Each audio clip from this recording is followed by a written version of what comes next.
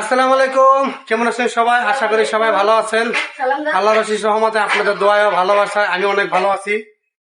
তো ঢাকায় আসছিলাম বোনের বিয়ের উপলক্ষে কথা বলার জন্য। তো তো কথাবার্তি আমরা বলেছি, ছেলে পক্ষ দেখতে এসেছে, ছেলে পক্ষ দেখে গেছে, তাদের খুব মেয়ে পছন্দ হয়েছে, কথাবার্তাও সবকিছু ঠিকঠাক আছে। আসলে আমাদের ফ্যামিলিগত ভাবে একটি সমস্যা হয়ে গেছে, যেহেতু আপনারা ভিডিওর মধ্যে দেখেছেন যে মিম আর বাবু নিয়ে একটা সমস্যার সৃষ্টি হয়েছে। মানে মানুষজন সব একসাথে হইতে পারতেছে না, তো এই জন্য আর কি আমাদের ডিসিশনটা এখন আমরা তাদেরকে জানাই নাই।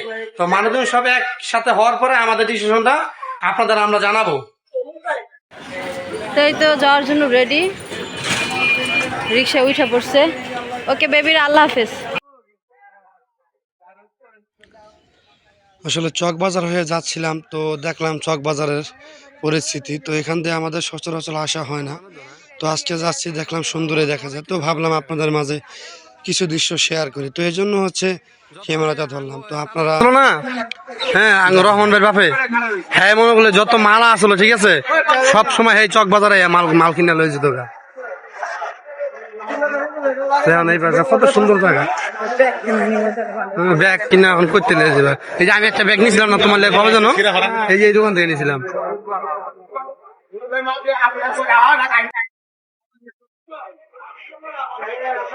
তো আসলে আমরা বাড়ি যাচ্ছি গা, আর মনটা খুব একটা ভালো নেই। মন ভালো না থাকার কারণ হচ্ছে, তো আমরা যে জন্য আসছিলাম আসলে সেই কাজটা সাকসেসফুল হয় নাই। হ্যাঁ, তো ভাবছিলাম ঢাকায় এসে কথাবার্তা বলে, হ্যাঁ, এই পক্ষ ওই পক্ষ কথাবার্তা বলে আত্মীয় স্বজন নিয়ে আসলে বিয়েটা পাকাপাকি করে ফেলবো। তো আসলে সেই কাজটা আর হলো না। তো ভাবলাম দেশা থেকে আসছি প্রায় 3-4 দিন হয়ে গেছে, হয়তো পরে এক সময় আইসা কথাবার্তা আবার বলে যাবো, যেহেতু একটা সমস্যার সৃষ্টি হয়ে গেছে। আপনারা মিমের ভিডিওতে অথবা শারমিনের ভিডিওতে অনেকগুলো কথাবার্তা আপনারা শুনছেন, তো আমি আর নতুন করে কিছু বলবো না। তো আমরা এখন বাসায় যাচ্ছি গিয়া, আর বাকি কথা বাসায় যে হবে ততক্ষণ সাথে থাকুন। তো আসলে প্রচুর জ্যাম রাস্তায়, আর গাড়ি ঘোড়াও তেমন ভাবে আসতেছে না, আর যা আসতেছে সব মনে করেন যে ফুল ফ্লাপ।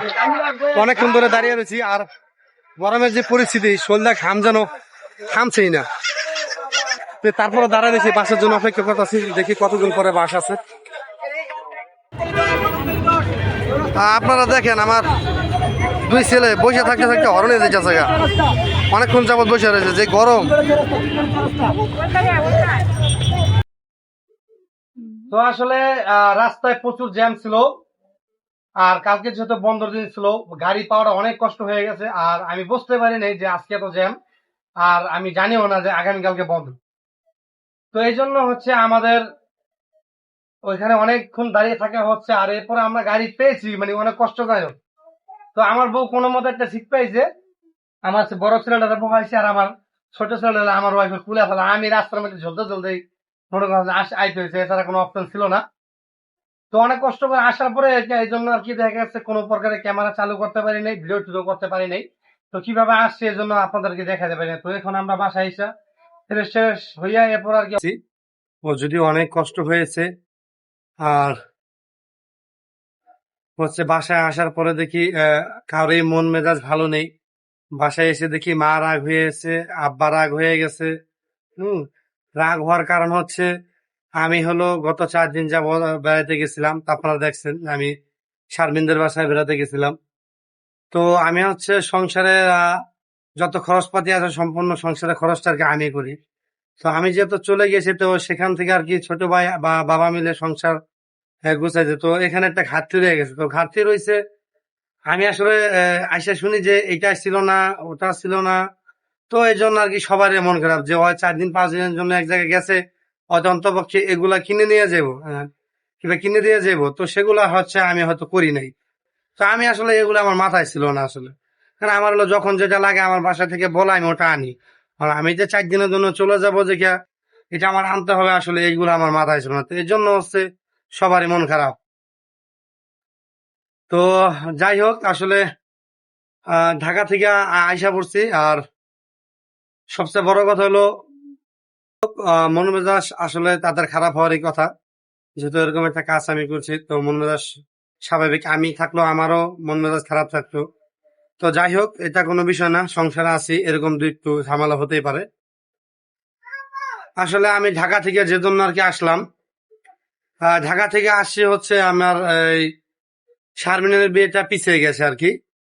তো কবে হচ্ছে আর কি এটা হয়তো জানা নাই। তো বাসায় আসছি, মা আমাকে জিজ্ঞেস করলো কি রে কি অবস্থা। হ্যাঁ, তখন আমি বললাম মাকে যে দেখেন এই মিমার বাবুর বিষয়টা আর কি হয়তো সোশ্যাল জগতে একটু ছড়াছড়ি হয়ে গেছে। আর তাছাড়া ফ্যামিলিগত ভাবে এই জিনিসটা আসলে কেউ মেনে নিতে পারত না, হয়তো ইনডিরেক্টলি কাউকে বলা হয়নি যে ওদের বিষয়টা, মিমার বাবুর বিষয়টা। তো সবাই জানে আর কি কম বেশি। তো এই জন্য হচ্ছে কারো আত্মীয় স্বজন আসতেছে না, ছেলে পক্ষ এসে দেখে গেছে। তো আমরা ছেলে পক্ষকে এখনো কিছু জানাই নাই কে, তো তাদের ছেলে পছন্দ, মেয়ে পছন্দ হয়েছে আর কি। তো আমরা তাদের ওয়েটিং লিস্টে রাখছি। আর এদিকে তো আমাদের এই সমস্যা যেহেতু, তো আমরা এই জন্য আর কি কারো কিছু জানাই নাই কে। তো মাকে এই কথা বলার পরে মা একটু মানে আপসেট, মানে মন খারাপ করতেছে যে এরকম একটা ঘটনা ওরা দুজন লোক কিভাবে ঘটালো। তো এই জন্য মার মনটা আরো বেশি খারাপ হয়ে গেছে, আরো মন খারাপ। ওনার, আমি যে ঢাকা থেকে আসছি একটা ঘড়ি হাতে দেয়া আসছি। তো ঘড়িটা হচ্ছে ওনার ভাই, মানে আমার মামার। তো মামার ঘড়ি দেখে ঠিক আছে উনি আসলে একটু ইমোশনাল হয়ে গেছে, কারণ আমার মামা মারা গেছে দীর্ঘ 6 মাস যাবত হয়েছে। তো এই জন্য হচ্ছে ওই ঘড়িটা দেখে বললাম যে ঘড়িটা মামার, এই ঘড়িটা আমি নিয়ে আসছি। তো ঘড়ি দেখে আর কি ঘড়িটা একটু ধরে আর কি নাড়াচাড়া করে একটু কান্দাকাটি করছে। আসলে আমার মা হচ্ছে আমার মামারা 4 ভাই। তো 4 ভাই একমাত্র বোন হচ্ছে আমার মামা। আর আমরাও দেখা গেছে ওই বাসায় গেলে সবসময় আর কি মানে ওই বাসায় সবসময় বেশি বেড়াইছি আর কি, যতটুকু পারছি, 1 দিন থাকছি কিংবা 1.5 দিন থাকছি, 2 দিন থাকছি। আর সবচেয়ে মানে আদর করতো বেশি আমাদের, যেহেতু আমরা তার একমাত্র ভাইটা ছিলাম আর কি, আমরা 3 ভাইয়া ছিলাম। তো এই মামাই সবচেয়ে আমাদের বেশি আদর করতো। তো আজকে এই, সেই মামা নাই, আসলে সেই মামার ঘড়িটা আমি নিয়ে আসছি। তো এই জন্য হচ্ছে আমার মার মনটা আরো বেশি খারাপ হয়ে গেছে। তো আসলে হুট করে ঢাকা থেকে বাড়ি এসে পড়েছি। তো আসলে বাসায় কেউকে জানানো হয় না যে আমি আজকে বাড়িতে আসবো।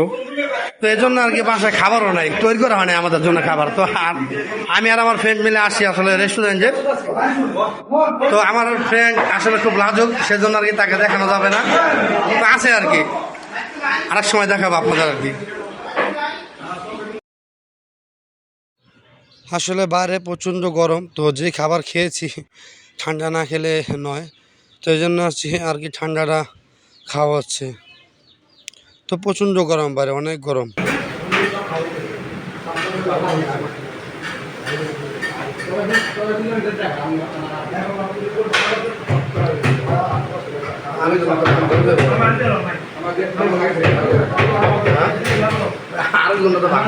রাখ বোতলে রাখ।